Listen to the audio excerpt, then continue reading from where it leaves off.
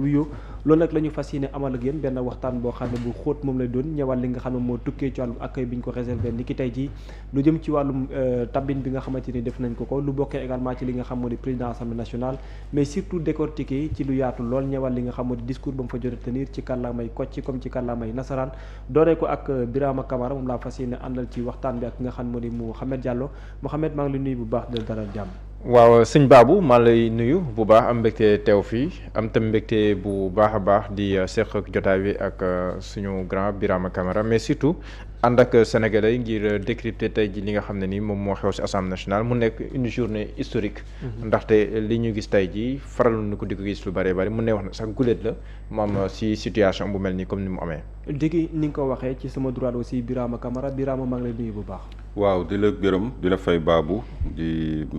gërëm Mouhamed Diallo naataango di gërëm ñi ñuy suivre yëpp. alors ci yow laay dooree waxtaan bi d'abord lu ñëwal Ousmane Sonko ak dellu sim ca pencum ndaw réew mi accueil bi nga xam ne gis nga ñu réservé ko ban jàngat moom nga ñu defal ci forme bi ñëwal li nga xam moo di accueil bi sa présentation ak nañu amalee lu jëm ci wàllum vote bi. ma jàpp ni kon cette journée du 26 mai restera aussi l'une des journées gravées dans l'histoire politique du Sénégal. Puisque Sénégal moom am na bés yoo xam te ni du lu ñuy fàtte comme ni mu ko tenir moom discours am mu nekk un discours long mais aussi un discours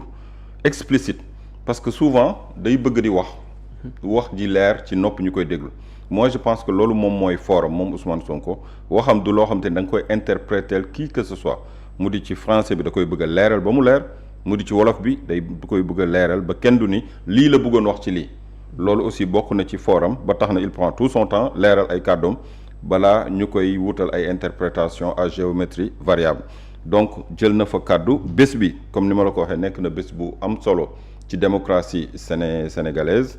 puisque démocratie moo ñu may lii démocratie moo ñu may Pastef dem ba am 130 députés à l'Assemblée nationale démocratie moo may Ousmane Sonko mi jiite parti bii di Pastef ñu voteel ko ngir mu doon président assemblée nationale ci plus député yam fa am maanaam 130 députés la fa am effectivement ñaata ñoo voté pour mu doon président assemblée nationale 132 maanaam am na ñu voteel Ousmane Sonko mu nekk président d'assemblée nationale te bokkul ak ñoom gis-gis wala bokkul ak ñoom boor politique loolu mooy tamit démocratie assemblée nationale lieu par excellence de la démocratie la ndax ña fa nekk bu ñu fàtte mukk ni assemblée nationale di deuxième chambre wala première chambre mën nañ ko duppee noonu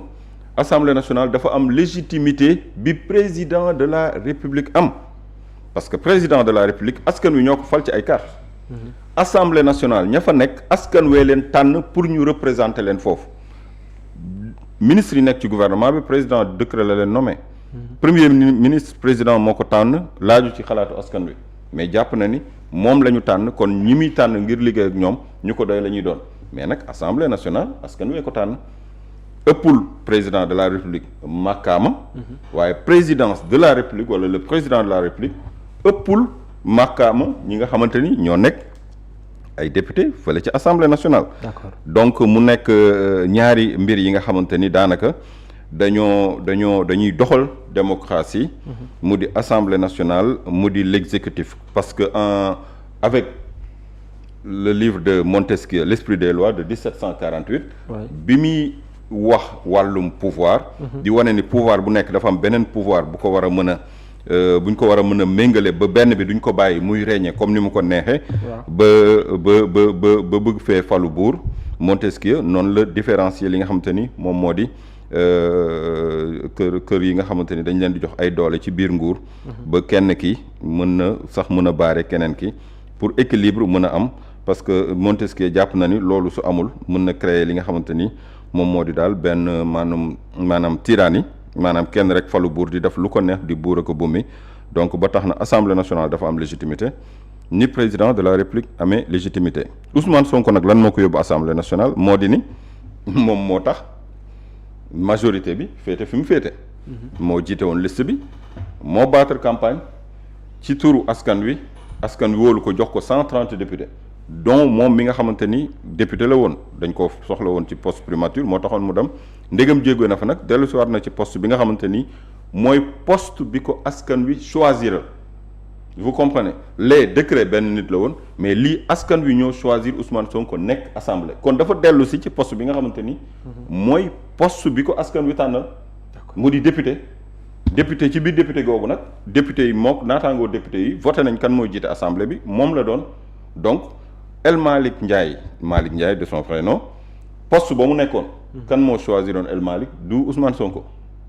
moo choisiroon El Malick nekk député parce que moo dressé liste bi. kon joxoñ ba ko Ousmane Sonko joxoñoon. El Malick dañ koo joxoñoon.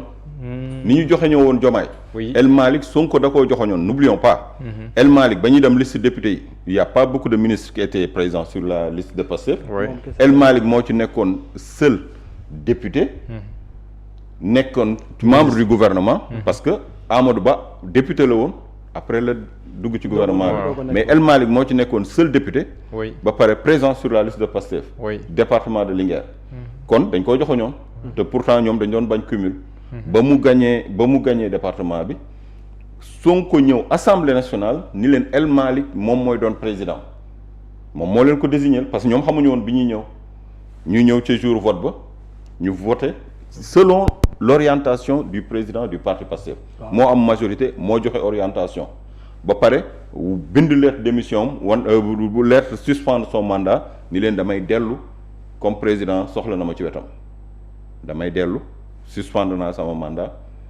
ki nga xamante ni moo ko wutu moo di Ismaïla Wane ba mu pare Ismaïla Wane sax xaaru ñu naan ko mandat bi moom moo ni président kaay dellu si jëlaat sa mandat mooy le député de Podor yooyu yëpp nekk na li nga xamante ni je pense que comme Sénégal nag fii nag mbirum la ci ñu falsifier l'histoire loolu noonu je pense que li ma ci wax amul loo xamante ni bu dee njuumte nañ ma wax mais je pense que noonu la yëfi demee El Malick Sonko moo ko choisiroon ca bopp assemblée nationale El Malick gis na ni Sonko day jóge primature Sonko dafa war a dellu si assemblée nationale jàpp na ni moom day démissionner ci poste présidence assemblée nationale nekkaat député simple en attendant bu leneen amee mais pour l'instant El Malick delluwaat na ci postam gërëm yi ñu ko gërëm wane na ni nguur wala noflaay ñu bëri bëgg nañ ko waaye du ñëpp a ci agrippé wu mënoon na am yeneen xalaat ni day jàpp ci poste bi parce que poste bi tamit peut-être neex na wala toute façon njiit la daal njiit la te ñëpp bëgg a doon njiit mais terewul moom delloo na poste bi ka ko joxoon. d'accord mais accueil bi ñu ko réservé tey nan nga ko gisee ci biir député yi applaudissement yi ak ni mu ñëwee accolade également aussi l'ancien président El Malick Ndiaye nan nga gisee seen relation bi à l'intérieur de l'hémicycle et surtout yeneen député aussi accueil bi nga xam ne defal nañ ko. xam nga El Malick Ndiaye dafa nangu dafa doon ku nangu xam nga nit ku nangu boo gisee da nga koy xam ci biir parteem nangu na kilifteefu Ousmane Sonko ndax boo demee ba gis meeting El Malick di ko laaseel ay dàllam loolu du ñëpp a koy nangoo def ci mbooloo loolu da nga wane ni kii mooy sama kilifa maanaam kii bu doon wàllum tarixa la da nga naan kii mooy sama sëriñ bi noppiwu ma kii ça me gêne même pas ma bësal ko ay tànkam s'il le faut parce que sama sëriñ la dama war a soxla ngërëmam bu doon ci wàllum tarixa la mais lii ci wàllum parti politique la jàpp na ni son leader de parti moom il est dévoué loolu nag tax na tey situation bi demee nii mu doon it ki nga xamante ni comme li ma la wax rek dafa nekk nit ku nangu moom El Malick Ndiaye nangu na kilifteefu Ousmane Sonko te yàgg na ko wane ci biir parti bi yàgg na wëy ci waawu Ousmane Sonko loolu nag tekkiwul ni da nga ko jox daraja boo xamante ni amu ko parti politique la d'accord ay naataangoon du tee da ngay waxee sax da ngay joxe sa xalaat mais du tee it di nga jël cër bi nga xamante ni mooy cëru kilifteef ci biir parti bi nga nangul ko te je pense que seede yi nga xamante ni Ousmane Sonko def na ko ci parti bi je pense que seede yooyu noonu mooy li ñu xam ci El Malick Ndiaye c'est il y avait de l'émotion d'accord mais aussi seede yi nga xamante ni mooy li ñu bëri nangu ci El Malick Ndiaye dem bay mel ni kuy tuuru xewal wala ku tuuru xewal ci El Malick Ndiaye devant un discours de Ousmane Sonko loolu aussi mënees na wax au-delà de la politique mënees na am une considération wala ab jàngat. waaw mais xam nga émotion moom laa lay wax c'était chargé d'émotion parce que ce kilifa parti bu lay defal yii ngërëm ci devant l'opinion devant seeni naataangoo député mais devant askan adduna bi yëpp muy def témoignage yu mel nii ci yow bay fàttali jamono yi ngay ñëw sax ci parti bi fin 2014 ou début 2015. ak ni nga doon réclamer woo le patriotisme chevillé au corps loolu aussi def naa ni c'est ak surtout El Malick Ndiaye ak lu teg bi mu def ci bopp institution bi ak marque empreinte bi nga xamante ni indi na ko ci bopp institution bi yeesali loolu aussi doon na li nga xamante ni l'histoire retiendra turam marqué na ko ci assemblée nationale ci li nga xamante ni moom moo di rénovation ak li nga xamante ni moom moo di nouveau visage bi nga xamante ni jox na ko le parlement sénégalais te loolu doon na lu am solo. ba tax na voté aussi sans débat fast track la wala ndax bés bi moo ni toll wala lan lañ ko mën a jàppee. waaw mais c'est un député qui a suspendu son mandat. qui revient pour reprendre son mandat jaar na ci nu ñu ko waxti jaar na ci créneau yi nga xamante ni ca la war a jaar pour conférence des leaders. pour reprendre son mandat loolu romb nañ ko. dañuy président assemblée nationale bi démissionné na bu démission dafa war a am ku ko remplacer évidemment. waaw mais loolu kay lu ci jar débat. jaru ko débat démissionné na. dañu forcément assemblée bi faw mu am njiit am na ku ko war a remplacer ñaata ñoo yëkkati seen loxo man de gisuma keneen yëkkati loxo comme amul kenn ku yëkkati loxoom nag kon foofu débat war a fa am et puis débat de quoi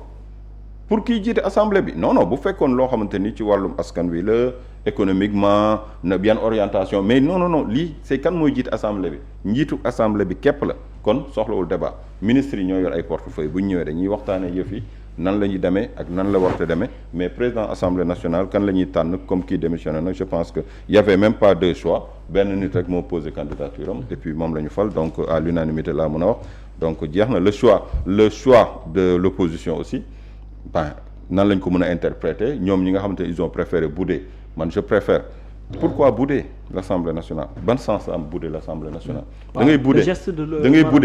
da ngay bouder tey mooy geste bi non Assemblée nationale du yooxu du tëb yooxu yoroo parole di chahuter di perturber man je pense que il faudrait avoir un comportement beaucoup plus responsable Abdou Mbow qui est député depuis plus de 10 ans nga nekk député à l'Assemblée nationale di tëb di dal nii moi je pense que xalaatoon nañ ko ci ay débat d'idées ci expérience parlementaire parce que n'oublions pas que Abdou Mbow Macky Sall toog na fi 12 ans Abdou Mbow at yooyu yëpp il est depuis ancienneté assemblée nationale kat moom moo ko fi am di moo gën a yàgg ci assemblée nationale bi léegi gën a yàgg bi nan nga koy illustrer di tëb di dal di chahuter di yuuxu naan kenn mënumaa teree wax lii la en fait je pense que c'est pas ça ay nañ leen génn après boo leen génn après suba ngeen dellu si waat non vote la da ngeen bañ ñu voter ko pourquoi teg leen ko ci xam-xam teg leen ko ci xalaat essayer de convaincre ñi nga xamante ni ñoom ñoo leen mandaté pour ngeen ñëw fii ci assemblée bi ñooñu ngay ji ma convaincre ci ay argument parce que politique je pense que xam-xam la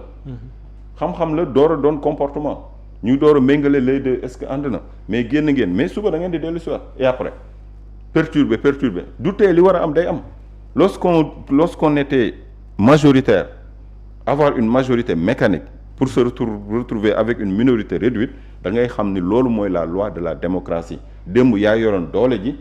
lu ñëw day jàll tey doole jooju askan wi rocc na ko ci yow jox na ko keneen nangul dogal bi lépp teg ko ci xel ak xalaat parce que comportement bi Abdou Mbow di am est-ce que les autres députés l'ont